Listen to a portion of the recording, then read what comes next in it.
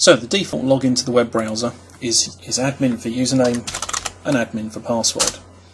Once we're logged into the browser, it's going to show us the camera channels on the left. Now, obviously when we started, we only had 2 cameras.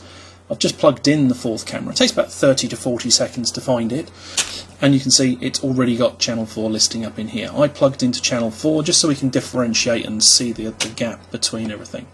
So obviously we've only just plugged it in. If I select any one of these windows and then I double click on the camera, it's going to load the camera into that window. So we can see we have a camera feed up, we're running, our camera is operational. So what do we need to set up? What do we need to adjust?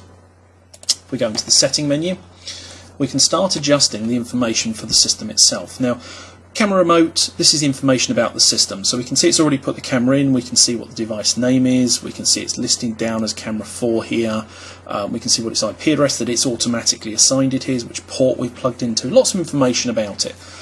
We're not too interested in this, but it does give us a bit of an overview. This is useful when we're putting other things like on-BIF cameras in. If we go into the image menu, however, this is where we can start adjusting things relating to the specific camera. So if we go to channel 4, we can see, as I say, plugged into channel 4, we see all the information that's relating to this particular camera, what the setting options we are. So day-night mode, for example, adjusting the brightness, contrast, sharpness, things like that. So we can try and bring all the cameras in line together. Obviously, once we've adjusted the image, we then choose what we're going to do with the encoding of it. Now, obviously, this particular camera, again, if I go and choose camera 4 from the drop-down menu, which is the same menu function across all of the options here, we choose the camera channel we want to make the adjustments to. We can choose what type of compression we're using. H.264, much more efficient than MJPEG. This is your standard. What resolution we want it running at, what frame rate we want it running at, what type of compression we're using, so variable bitrate or constant bitrate, and what the bandwidth we're using at. So we get a lot of information that we can store in there about that particular channel. We can also set up a substream. Now that's useful if you've got lower bandwidths and you want to increase the frame rate remotely, for example. So that's where substream can come in. We can record it, but if we're recording substream, we can't be recording the mainstream. So it gives us the option of what we want to do. We can choose under the overlay section what we're actually going to do with the camera. So if I choose camera 4 here, whether or not we're displaying the channel name, which obviously appears down the left here. Obviously you can change it with the set option. Whether we're putting the time on, this is the time coming from the recorder at the moment, but we can put the time onto the system as well. Okay, we can name the camera. So at the moment we've got it in here. Let's call this one camera 4. Okay, that's what it was before, but yeah, let's just call it the same thing. Or we could change it and we could say this is a IPC bullet camera, for example. So let's just use that one, so we've got that one into the system itself. So we've saved that setting in. If we've got cameras that have been on site for a while, we want to upgrade the firmware, obviously we can upgrade the cameras from the recorder itself. We don't have to go to the cameras individually. So we can choose the camera we want, we can point at the actual file where we've downloaded the firmware, hit start upgrade, and it will go and do the firmware upgrade on that unit for us. So it makes it nice and centralized. So we have the camera in, we have the camera running, we know we can view it live. What else might we want to do on it? Well, obviously the main one is recording. So let's go into the recording and we'll go into the schedule. And as you can see, if we choose camera 4, you can see by default it's recording 24 hours a day, 7 days a week. If we wanted to adjust that, we could do, and we could say, do you know what, from midnight until 9 in the morning, I'm going to just record on alarm-based activation, so a sensor connected to the back of the unit, or motion detection if it was an internal camera with good sealed lighting conditions, maybe.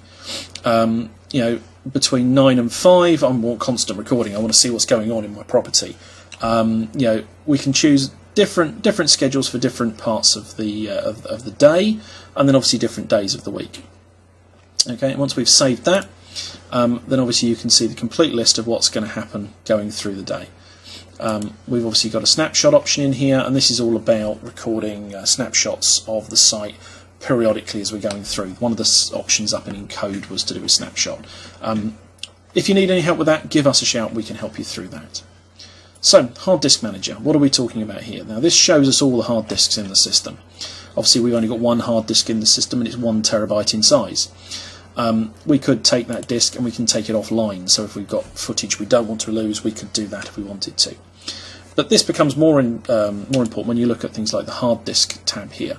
You can see these are the 4 slots we could have, and we can choose which hard disk group they would be in. Now it won't let me change these because I don't have hard disks in them, but you can see I could have 4 different groups, or I could have all 4 hard disks in one group. Why would we want hard disk groups? Well, in recording control, obviously we specify which of the 2 streams we're going to record, the main stream or the substream, or even whether we're going to have the snapshots coming in. One or other, we can't run both at the same time. But when we get to the storage tab, we can choose which hard disk group each channel's going on. So if you've got a really important camera, you could have that on a hard disk on its own, so that if someone wanted to take that hard disk away in the case of incident, they could do without infecting the rest of the system. We could decide to split the load so that we have channels 1 to 8 on hard disk group 1, channels 9 to 16 on hard disk group 2, etc. We could have separate hard disks set up if we're just using substreams. We could even set up a separate hard disk if we were using the snapshot. So it lets us configure the system really quite powerfully as to how we're going to use it. I'll cover this in a bit more detail later, but the other things you've got in here are things like going in and setting under the general the date and time of the unit, or going into the network options here, and we can choose what the IP address is that you're using to connect on the web browser. Note this number here is the same as the one we're using up here.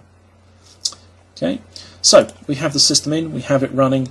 We talked about mainstream, we talked about substream a little while ago. So we could choose the mainstream, or we can choose the substream, and the substream will obviously be at a lower resolution, potentially at a higher frame rate, so we can remotely get a quicker operation out of the system.